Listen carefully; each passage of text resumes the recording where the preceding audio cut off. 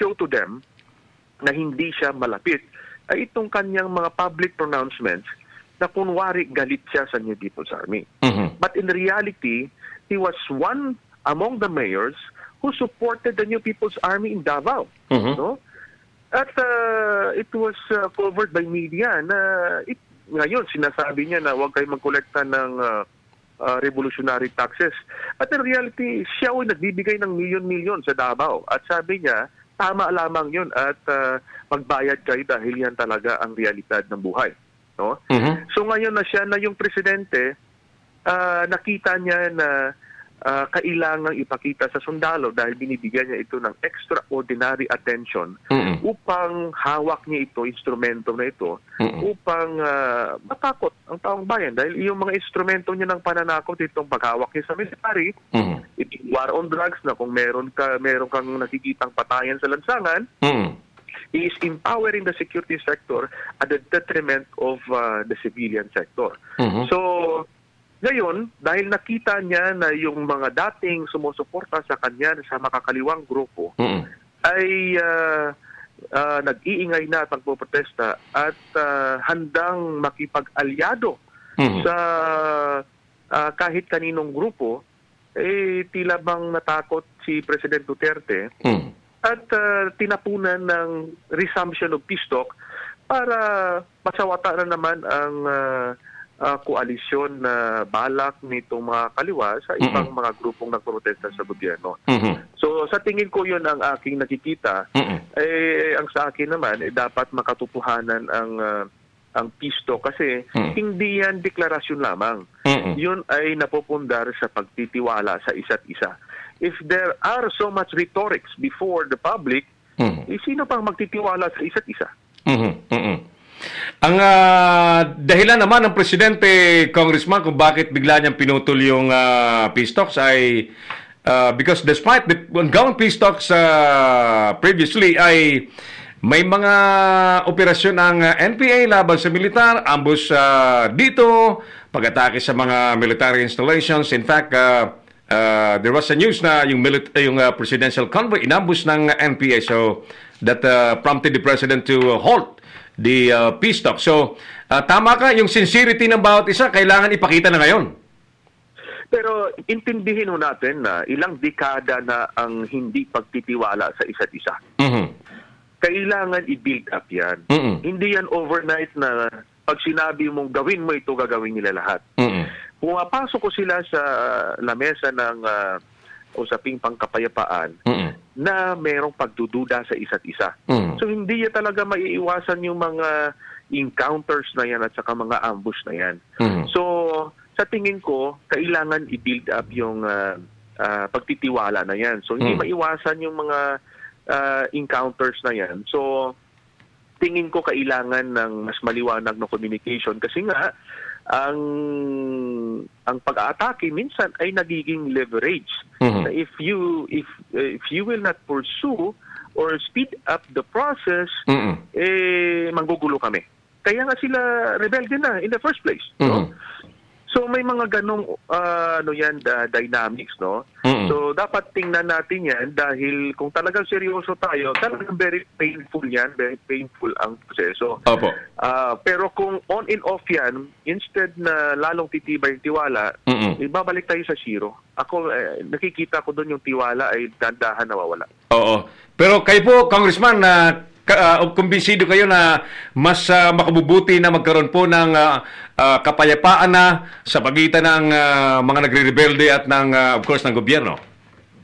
Well, talaga naman, lahat tayo ay nagnanais ng kapayapaan sa ating bansa.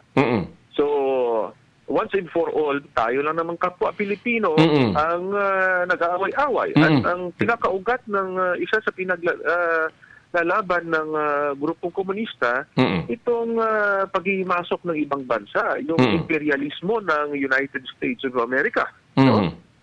So, well, pwedeng tingnan natin na positive sa kanilang pananaw on the perspective ng Communist Party of the Philippines, yung pag-aaway ni Presidente sa United States of America.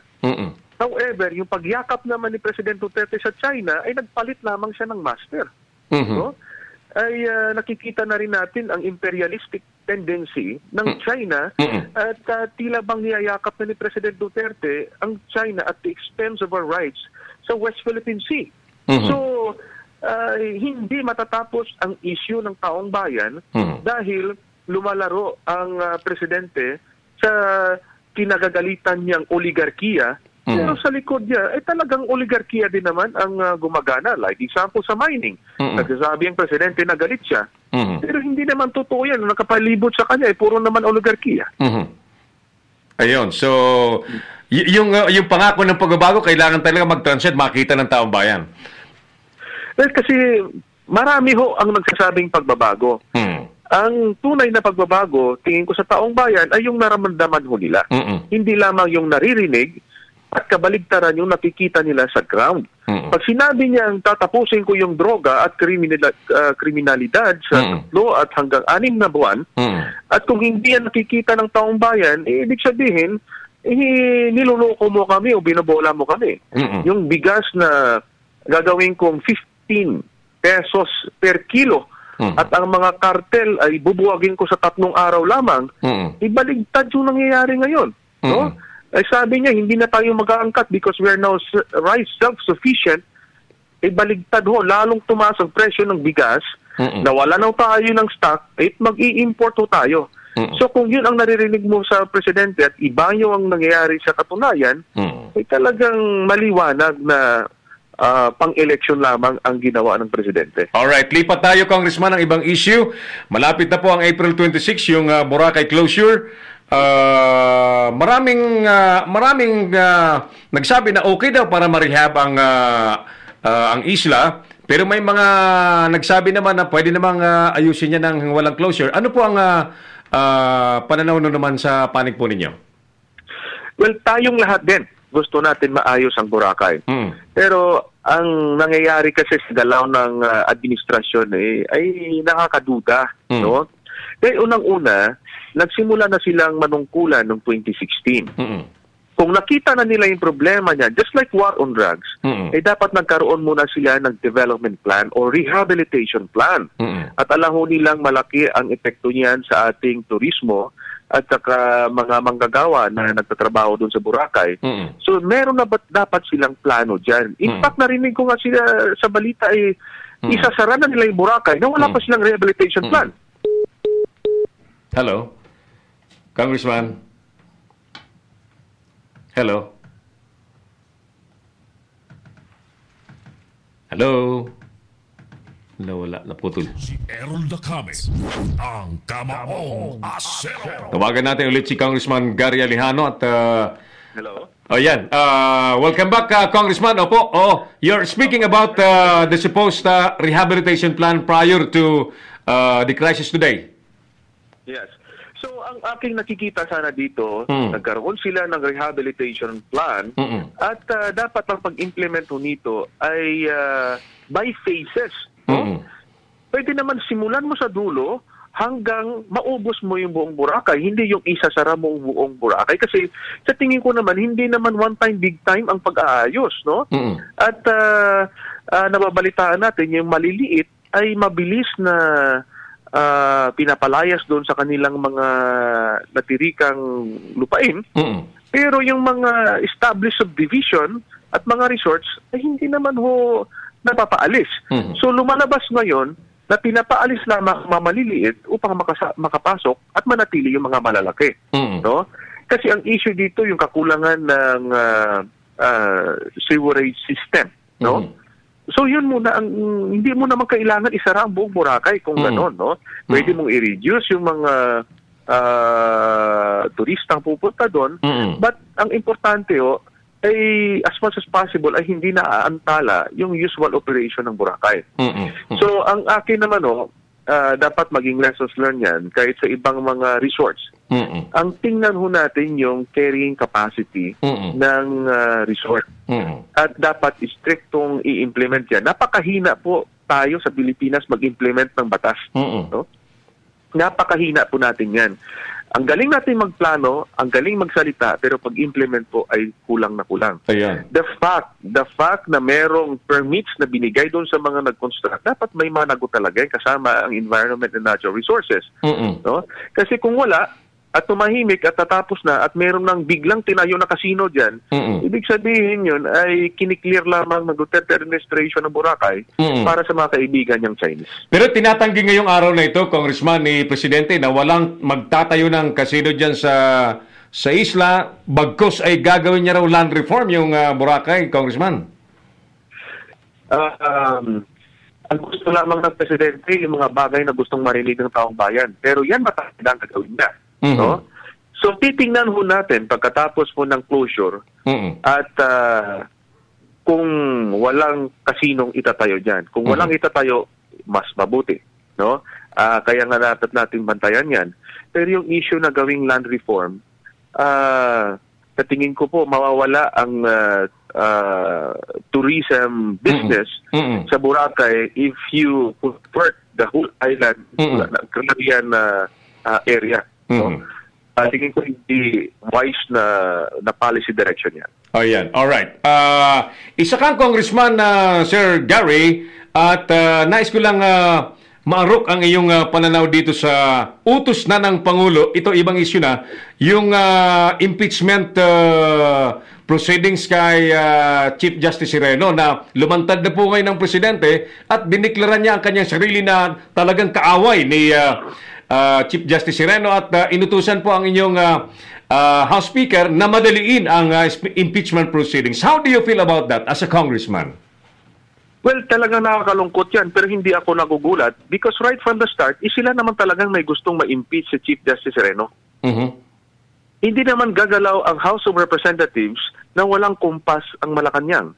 Dahil lahat po ng ginagawa ngayon sa Kongreso ay yan ay in order to appease the President. Bakit naman kailangan tanggalin si Chief Justice Sereno? Dahil si Chief Justice Sereno ay hindi ho magbabaw sa Presidente. In fact, binawalan niya nga yung mga justices na pumunta sa Presidente. Kasi nga, para magalang yung separation of powers sa branches of government para magkaroon ng talagang meaningful check and balance. No? Kasi ang gusto ng Presidente, kahit independent constitutional bodies, ay sumunod sa kanya. No? So, ang balakid sa Supreme Court ay ang Chief Justice mismo na hindi sumasang-ayon na kumbaga sumang-ayon sa kagustuhan ng Presidente. So, kailangan nilang tanggalin yon. At ngayon, lumalabas na nga sa bibig niya na siya mismo nagpapamadali niyan. Pero sa akin, hindi ako nagugulat dahil we know right from the start ay nanggaling sa Malacanang ang utos. Alright. Lastly, Congressman, ano po ang mensahe niyo sa mga kababayan nating Pilipino para sa araw na ito ng Araw ng Kagitingan? Well, ang mensahe ko po sa ating mga kababayan, naalala ko po na ako'y nagsalita sa isang high school graduation sa Nueva Ecija. Ang sinabi ko po sa kanila, they should value history. Itong Araw ng Kagitingan ay bahagi ng ating kasaysayan. At importanteng gunitain ito so that it will serve a lesson to us na napakahirap po na hindi tayo tumatayo at dinidepensa ng ating bansa dahil lalapastanganin po tayo ng ibang bansa. Ang problema po sa atin ay napakaikli po ng memorya ng Pilipino. We tend to forget the past and we keep on repeating the same mistakes. Yun ang problema po sa Pilipino. Kaya nga dapat iangat ho natin mga kasaysayan, matuto po tayo dito. Ngayon ho, nilusubo tayo ng dayuhang bansa. At tayo'y nagagalak at natutuwa na ang ating mga ninuno ay tumayo at tayo ay nag-i-enjoy ng freedom right now sa kanilang sakripisyo. Pero hindi ba ho ngayon ay pinapasok na tayo ng China? In fact, sinagasaan ng ating karapatan dyan sa West Philippine Sea. At ano ang sinabi ng ating gobyerno? Sinabi sa mamamayan na hindi ho tayo makipagdigma sa kanila dahil wala ho tayong kakayanan. In effect, we are announcing to the world that the Filipino people are not capable of defending themselves. And that, therefore, you should come to the Philippines and trample upon our rights because ang Pilipino ay hindi matatapang. Yun po ang mensahe ng presidente. Ang gusto ko lang i-emphasize na katulad po ng Vietnam, kahit maliit din sila, ay hindi po sila nagpapagapi sa China. Pero tingnan ho natin, China invested much more in Vietnam as compared to the Philippines. Ang Pilipinas ay halos luluhod sa China. Ang investment na kanyang hinahangad ay napakaliit as compared to sa Vietnam na ito'y lumalaban. Kaya nga, alalahanin ho natin na walang kapalit sa dignidad at kalayaan ng ating bansa. Ang investment po ay pwede nating makuha sa ibang bansa. Pero hindi dapat natin i-compromise ang ating primary national interest, in that is sovereignty and territorial integrity. With that, Congressman, maraming salamat po at sana po ay magpatuloy na maging mapagbantay po kayo sa mga nangyayari sa ating lipunan, Congressman.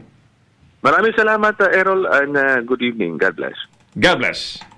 Errol the Comics, ang Kamaong Asero. Magdalo, Congressman Gary Alejano sa ating palatuntunang Kamaong Asero. 3:45 in the afternoon, tuloy tayo. Samantala, maraming reklamo po ang nakakarating sa atin patungkol sa mga mapanlamang na nais kumandidato sa barangay elections, SK elections. Maaga pa, talagang ang mga tarpuli ng mga makakapal ang mukha ay talagang nakabalandra na kung saan-sang mga bakod, saan-sang mga pwedeng pagbitina nila ng mga tarpaulins. At nandoon yung kanilang mga mukha in a guise of bumabati ng happy graduations, happy birthday. Ito yung mga kupal na kandidato eh. Tandaan nyo ha, yan po ay simple circumvention of the law sapagkat by this time wala pang ang batas na nagbabawal sa kanila dahil hindi pa naman campaign period. Hindi pa campaign period pero nangangampanya na sila. Nanlalamang na eh. Merong reklamo ng concerned citizen diyan sa Imus, Cavite. Kaninong bayan ba ang Imus, Cavite? Sinong mayor diyan sa Imus, Cavite?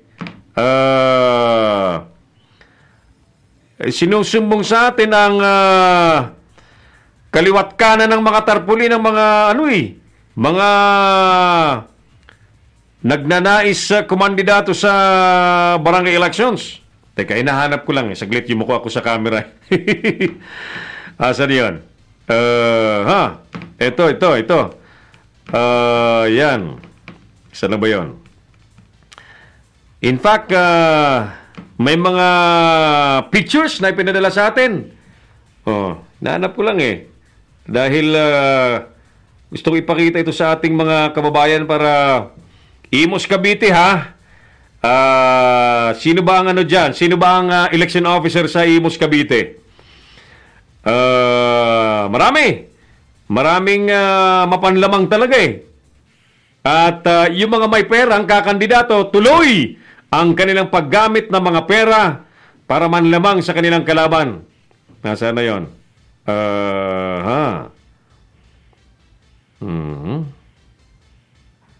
Hindi ko makita. Hindi ko makita yung mga pinadalang pictures. Pero sa Cavite ito ha. Election officer sa Cavite, huwag kang tutulog-tulog para hindi nababastos ang tanggapan ng COMELEC. Dapat yan naman yung mayor dyan, pagbabaklasin niyan kasi pumapangit pong paligid eh. Pumapangit ang paligid. Dapat yan eh, ayaw dyan eh. Ayaw na mga ganyan eh, Undersecretary Martin Bubot ninyo. May abangan po ninyo sapagkat very, very soon, ilulunch na po natin yung ating ganadong barangay program. Isang programa na mag-i-empower po sa mga barangay citizens to be vigilant and tell the DILG, tell the people of what's going on sa kanilang mga barangay para masawata ang mga hindi magandang nangyayari, especially ang possible vote buying. Sorry, medyo may sugat ako sa labi. Ang possible vote buying na talagang posible na naman mangyayari dahil talagang every election nangyayari kahit lalo na po sa ibang level ng eleksyon. Talagang ang vote buying kultura na ng mga kandidato eh. Kaya naman yung mga nagdarahop ng mga Pilipino, tuwang-tuwa kapag may eleksyon, may mamimigayan niya ng pera. Hindi na iniisip ng dinadapurak ng perang inaabot po sa kanila yung karapatang pumili ng matinong leader. I-text niyo po sa amin, kayo pong mga nasa barangay na nakakakita po ng mga maagang pangangampanya na nagkukunwaring bumabati ng happy graduation, happy birthday. Yan po ang mga kupal na mga kumakandidato at kakandidato po. Dapat hindi yan mapwesto. Kung may babatiin sila, dito na lang, pabati na lang kayo rito. Wala pang lalabagin. Tulad dito advance happy birthday. Advance happy 5th anniversary sa Ambassador Riders for motorcycle safety. Sumasabit ang dila ko eh. May sugat ako sa labi eh. 5th anniversary of the Ambassador Riders for Motorcycle Safety. Pagbati po mula kay partner Oliver na may sakit daw ngayon na Elger. Tinatawanan ka, Oliver, ni Elger. Sabi niya, pahinga ka daw. Pahinga ka daw. Nasobrahan ka raw sa biyahe. Again, we are simulcasted sa Wow FM Rojas, Palawan and Wow FM, Wow News FM Taytay, Palawan ni paring Pedi Sabando. Mga nanonood sa mga oras pong ito, Koy Hipolito Laura. Kawawa naman pala Sir Hope na makita ang aking mga kabarong tripulanteng nawawala. Koy, 17 tripulante ang tinangay ng Agus dyan sa karagatan ng Batangas at hindi pa nahahanap ngayon ng Philippine Coast Guard. Hello to Joan Ballesteros watching from Pandas Crib. Pandas Crib Neneng Saul Patani from Lian, Batangas. Ani Aicardo watching from Israel. Musta po? Sui Palmones, tama si Congressman Gary Alejano na ang tiwala ay hindi magagawa overnight. Sana yon?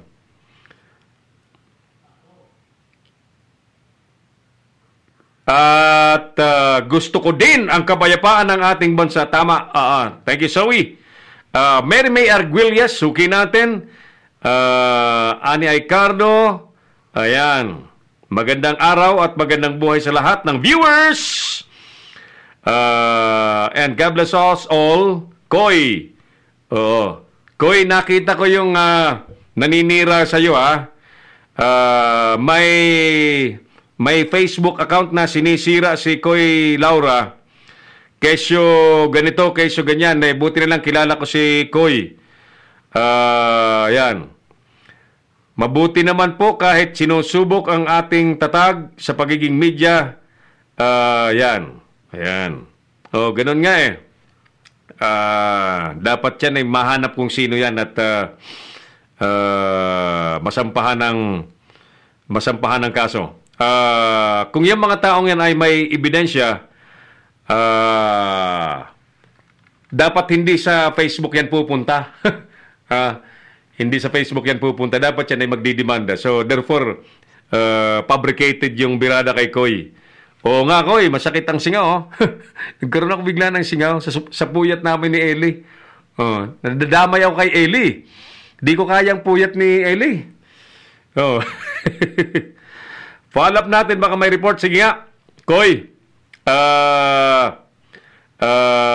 Tingnan natin. Baka maihabol pa natin si Provincial Director Aldin Delvo ng sige nga, kausapin natin. Kailangan natin ng contact number ni Provincial Director Aldin Delvo ng Batangas. Si Errol Dacame, ang Kamaong Asero. Ayan, balikan natin yung ating mga issues sa araw pong ito. Tinitiyak po ng Pangulong Duterte na walang kasinong itatayo sa Boracay Island sa gitna po ng mga usap-usapan na nililinis lamang daw po ng presidente ang Boracay para makapasok ang investor na in-check sa naturang isla, kaya nagkaroon ng closure order. Ngayong araw po ay tiniyak ng Pangulo na wala nang kasinong papasok sa Boracay. At bagkos, ang isla ay idideklara niya na isang land reform area at maglalabas siya ng proklamasyon upang ang mga pwedeng taniman sa naturang isla daw po ay maipamigay sa mga magsasaka. Ganda, no? Gandang pakinggan. Sana mangyari yan at talagang yung mga IPs dyan, yung mga katutubo dyan sa isla na wala na. At ang mga nandyan na naninirahan ay mga foreigners. Mga foreigners na nagmamayari ng lupa dyan. Lumalabas, mahigit halos 900 pala mga structures dyan ay illegal eh. Ibig sabihin ng illegal, maaring may ibang permits but they haven't complied with the requirements na nandun nakasad sa permits. Maaring nakakuha sila ng ECC, but remember, ang ECC po ay mga provision that they have to comply with. May mga provision po dyan na dapat sundin sa pagtatayo ng structures. At yung mga locational plans, kung saliwa sa tamang lokasyon at ang mga kinatitirikan po ng structure ay isang lugar na pinagbabawal na matirikan pa ng struktura, ay maaaring yan ang dahilan kung bakit siyam na ran daw ang illegal na mga struktura dyan at dapat gibain sa loob ng 6 na buwan. Samantala, ayan, kaninang umaga po sa isang okasyon, pagtitipon po ng anong grupo yon? Movement Against Tyranny, ay naging speaker po si CJ Sireno at muli niyang sinabi na ang impeachment at ang warrant of petition laban sa kanya ay si Duterte ang nasa likod. Ayan, narinig ng Pangulo. Hindi nakatiis ang Pangulo at talagang after that, humarap ang Pangulo sa kamera at sinabing, sige, total ipinipilit mo sa akin na kahit hindi ako nakikialam, sinasabi mong ako ang may kamay. Ngayon, idinideklara kong I am your enemy. Sabi ng Pangulo daw, I am your enemy and you have to be out of the Supreme Court. Ayan, lantara na. At inutusan po ng Pangulo si Speaker Alvarez na madaliin ang impeachment proceedings at talagang gugugulan ng panahon at personal yatang sinabi pa ng Presidente na lalakarin niya ng personal na talagang madaling matanggal sa pwesto si Chief Justice Sireno. Bukas sa Baguio City ay may session en banc may en banc session ang Supreme Court para talakayin po ang warrant of petition laban kay Sireno. So dalawa po yan, impeachment case and proceedings dyan po sa Kamara at sa Senado. Kung warrant of petition naman ay amongst the justices na huhusgahan si Sireno ayon sa reklamo naman ng Solicitor General dahil daw hindi nagsumite ng kanyang salin si Sireno, ay para bagang walang katapatan si Sireno sa kanyang panunungkulan.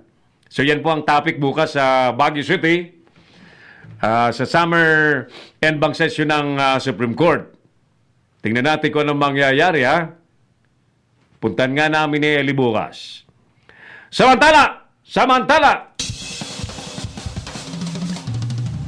sa mensahe naman ng Pangulo ngayong araw ng Kagitingan, ipinanawagan niya na ipagtanggol ang dangal ng bayan.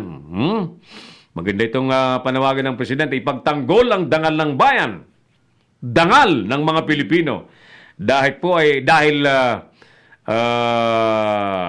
kapag wala ng dangal ang sinuman, wala ng kwentang pagkatao, wala ng kwentang pagka-Pilipino kung wala ng dangal ang ating pagka-Pilipino. Siguro, ang isang magandang pagkatanggol natin sa dangal ng mga Pilipino ay wag na tayong magpadala ng mga OFW yung domestic helper. Sabagat because of that, ang tingin sa atin ng mga Pilipino ay mga utusan. Utusan sa mga bahay ng mga mayayamang Arabo. Suggestion ko lamang yan, mahal na Presidente. Suggestion ko lang. Dahil sa totoo lamang, ang napakalimit na magkaroon po ng problema ng mga OFW ay mga domestic helpers. Ginagahasa, sinasaktan, sinasakal, inihuhulog po sa building, nababaliw dahil po sa pang-aabuso, mga domestic helpers. And because of being domestic helpers, ang tingin sa atin ng mga mayayamang kayang mag-hire at magbayad ng mga trabahanteng Pilipino ay mga utusan, alila, alipin. Wala na ang dangal. So, maring sa isang hakbang na yan, mapanumbalik natin ang tingin sa atin na mga Pilipino ay hindi utusan, hindi alipin. Huwag na tayo magpadala. Suggestion ko lang, mahal na Presidente, huwag na tayo magpadala ng mga domestic helpers katulong sa ibang bansa. Ang ipadala natin, mga skilled workers, hindi katulong. Dahil maliban sa nasasadlak po sa kapahamakan ng mga katulong, yun nga ho, nawawala ng dangal ang mga Pilipino dahil sa kalalagayang utusan. Sa iba pang balita, sinasabi po at hindi tinatawaran ng mula na PNP sa Quezon na posibleng NPA, New People's Army, ang pumatay sa barangay kapitan sa naturang bayan na pinagbabaril habang nasa kanyang tindahan.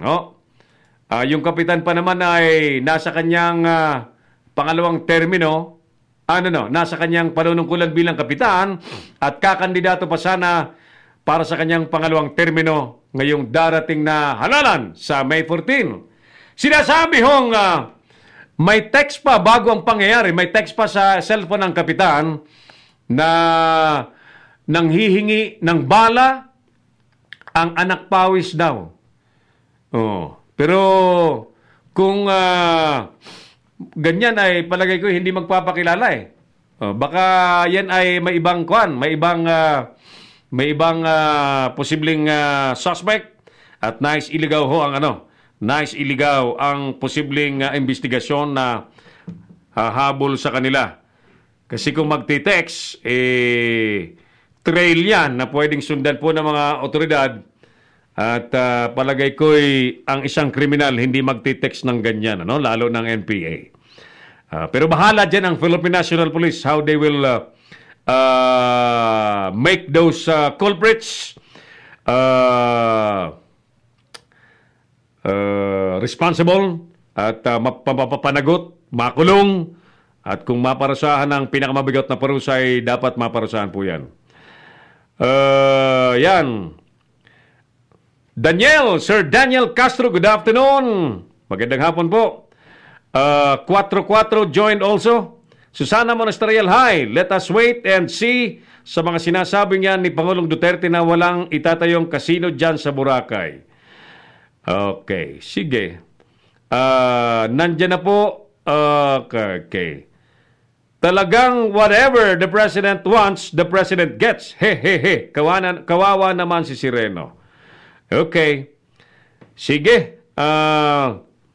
Tawagan nga natin si PD Alden Delvo. Makumusta natin ang search and rescue operations sa mga tripulanteng nawawala, Let's pause for a break. Siglit lamang. Balikan ko po kayo pagkalipas mo ng ilang sandali. Magbabalik si Errol Nakabe sa Kamaong Asero.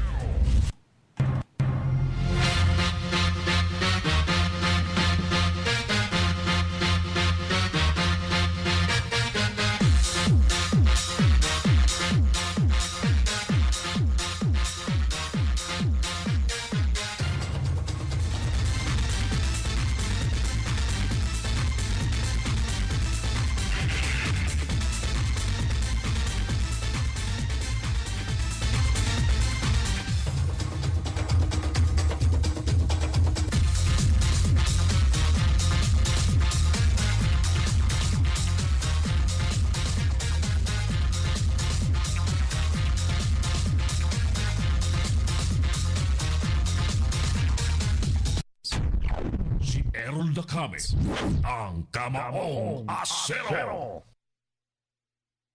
Alright, thank you. Balik tayo sa ating palatuntunan. Ihabol lang natin ito. Tawagan natin si Provincial Director Alvin Delvo, ang Provincial Director po ng lalawigan po ng Batangas. Kung sila ba may latest information, naku, hindi makontak. Hindi makontak.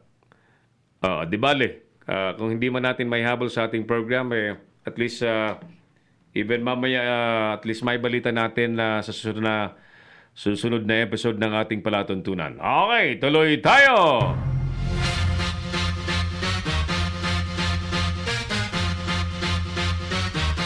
Sa pampalakasan na may halong politika. Bakit pampalakasan na may halong politika? Ang feature natin ay si Pacman senador politiko Sinisimula na daw ngayon ni Senador Manny Pacquiao as in sumabak na po sa seryosohang training si Pacman. Diyan na lang sa Jensan upang paghandaan ang nalalapit na laban kay Lucas Matis. Ano ba yung pronunciation? Matisi or Matis? Yan.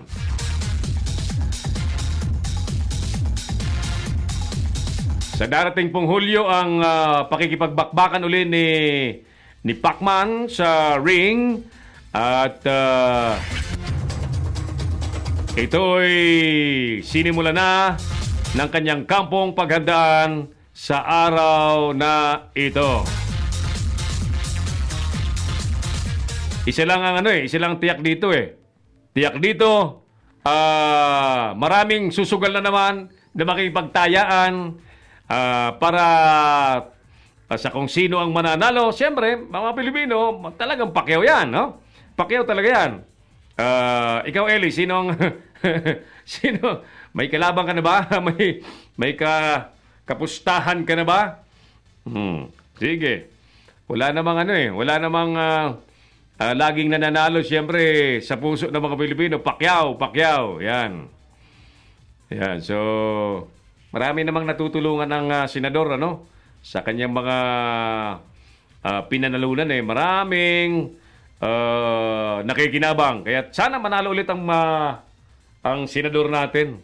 Senador na boksingero, na preacher, na businessman, na basketball player, na lahat na ng lahat na ng pangarap ng ibang tao nakipakman na. Napakaswerte napakaswerte ng mama. So kanya-kanyang guhit ng palad talaga yan. Kayo, anong guhit ng palad ninyo? Kanya-kanyang guhit ng palad yan. Okay, ang bilis naman ng ating oras, mga kapatid. It's now 7 minutes after 4 in the afternoon. Happy viewing, happy watching kay Tol Edmond Dakuya dyan sa Quezon City. Partner Oliver, Likop, pagaling ka. Kailangan mo talaga ng pahinga. Nasobrahan ka na talaga sa kalsada. No? Ayan. Ako nga, parang humihina din ng may singaw na tuloy ako Nagka-Caltrate Plus na tuloy ako na pinakamalakas ng vitamin C. Mga kaibigan, tuloy tayo. Bukas muli. Bukas muli. Sa ngalan po ng mga kasamahan nating lagi pong mga kaibigan na lagi nakaantabay sa ating palatuntunan. Thank you mga kapatid. Maraming salamat sa inyong lahat at laging nandiyan kayo nanonood sa ating palatuntunan. Libre kaming i-critic ninyo, no? Sapagkat we're not perfect people. Baka may nais kayong isuggest na mapaganda pa ang paglilingkod natin. Yan. Bukas kami dyan, Bukas kami sa mga ganyan. Dahil, alam nyo, sa amin ay hindi pwede ang pwede na. Gusto natin yung talagang the best na paglilingkod, And kung kayo po may mga nais idulog na problema sa atin, 0995-148-3605. At i-message rin po tayo sa ating message box ng Leader News Philippines. Yan po sigurado makakarating po sa atin. Bueno, sa ngalan po ng ating co-pilot, Engineer Elger Espinal na may chicks ng kausap sa kabila. At sa ngalan po ng buong pwersa po ng Leader News Philippines, ako po ang inyong kamaong asero, si Errol na kami. Nagsasabing, sana po talagang ang pagbabago ay manaig na sa buong Pilipinas at gumanda na po ang buhay ng lahat ng Pilipino. Anumang estado sa buhay ay gumanda na po ang estado na sa buhay. Maraming salamat, magandang hapon, and God bless you all!